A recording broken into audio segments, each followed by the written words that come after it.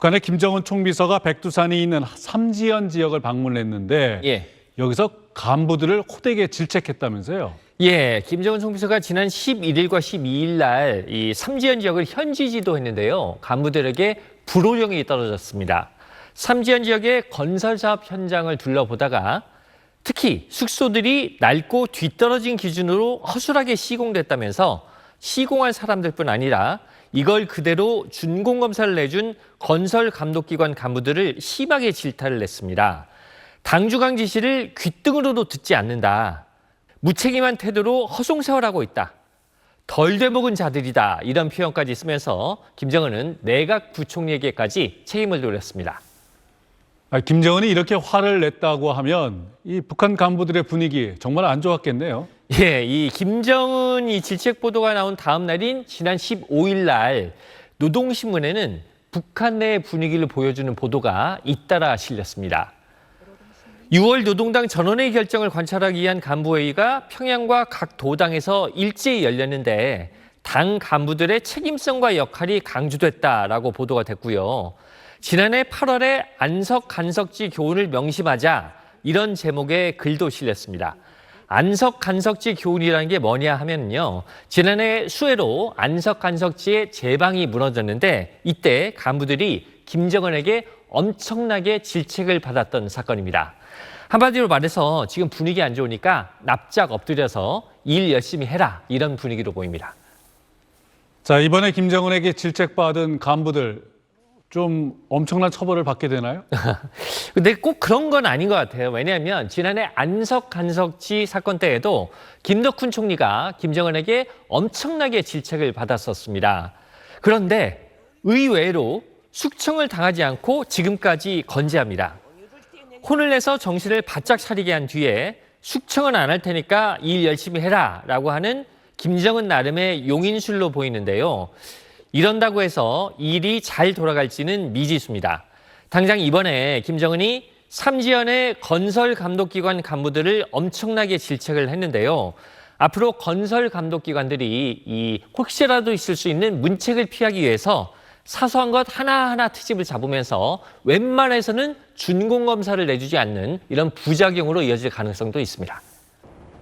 안전모를 쓰고 탄광을 둘러보는 이 사람, 북한 내각을 총괄하는 김덕훈입니다. 조선중앙TV가 지난 9일 김덕훈의 현지 시찰을 보도했는데 이름 앞에 오는 직책들은 이랬습니다.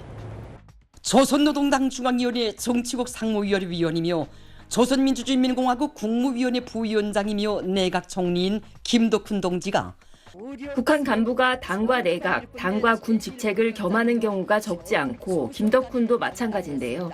지난 8월 김정은이 경제를 말아먹었다고 이름까지 부르며 호되게 질책한 탓에 직책을 박탈당할 거란 전망이 나왔는데 잘 버티고 있는 겁니다. 내각 총리는 관조적인 태도로 현장을 한두 번 돌아보고 가서는 김덕훈 내각의 행정경제 교율이 점점 더 극심하게 문란해졌고 실제로 이 시찰 때만 해도 김덕훈이 현장에 보이지 않아서 좌천을 예고하는 신호로 읽혔는데요. 사흘 만에 태국 총리에게 축전을 보냈다는 소식이 나오더니 16일 만에 열린 전술핵 공격 잠수함 진수식에선 불호령을 내렸던 김정은과 사진을 찍었습니다. 결국 조직 문제가 논의된 지난달 26일과 27일 최고인민회의에서도 인사 대상자에 포함되지 않았습니다. 근신 처분을 받았을 가능성을 배제할 순 없지만 실각 위기는 넘긴 듯 보입니다. 공포 정치를 연상케 했던 집권 초기와 달리 권력이 안정된 지금은 인사권을 휘두르는 방식이 달라진 것 아니냐는 해석이 나옵니다. 효과는 어떨까요? 정말 틀려먹은 것들, 건달뱅이들, 김정은이 내각을 향해 쏟아냈던 말들인데요. 어떤 처분이 내려질지 아찔했을 텐데 어찌됐든 유임이 결정됐으니 경제 성과 내기 위해 특단의 대책이라도 마련해야 할 겁니다. 김덕훈은 지난 5일 전국 일꾼들이 지켜보는 가운데 내각 전원회의 확대회의를 화상으로 개최했습니다. 잘못된 점들을 자아 비판했고 올해 연말까지 경제계획을 달성하자고 강조했습니다. SBS 김하영입니다. 북한의 군사 분야 전반을 지도하는 조직으로 노동당 중앙군사위원회라는 게 있습니다. 중앙군사위원장을 겸하고 있는 김정은 총비서를 제외하면 부위원장이 군서열 1위인 셈입니다. 부위원장 2명 가운데 1명이 최근 전격적으로 갈렸습니다. 지난해 4월 열린 조선인민혁명군 창건 90주년 열병식입니다. 원수복을 입은 김정은 바로 왼편에서 열심히 박수를 치는 사람. 이번에 해임된 박정천입니다. 박정천 동지를 해임하고 이용길 동지를 당중앙위원회 비서로 선거했습니다. 전원회의 장면을 다시 볼까요? 모두 손을 들고 의사표시를 할 때 유독 고개를 숙이고 있는 모습이 눈에 띕니다. 박정천은 이후 김정은 연설이 이어지는 동안에도 얼굴을 들지 못했습니다. 석 달 전 노동당 간부들이 김일성, 김정일 시신이 안치된 금수산 태양궁전을 찾았을 때 장면도 볼까요? 첫 번째 줄에 박정천 얼굴을 확인할 수 있습니다. 반면 지난 1일 참배 사진을 보면 다른 간부들은 그대로인데 박정천만 쏙 빠졌습니다. 우리 정보당국은 훈련 중 전투태세 미흡, 군 지휘통솔 부진 등으로 인해 해임된 것으로 보고 있습니다. 그런데 박정천이 공개적으로 문책을 당한 게 이번이 처음은 아닙니다.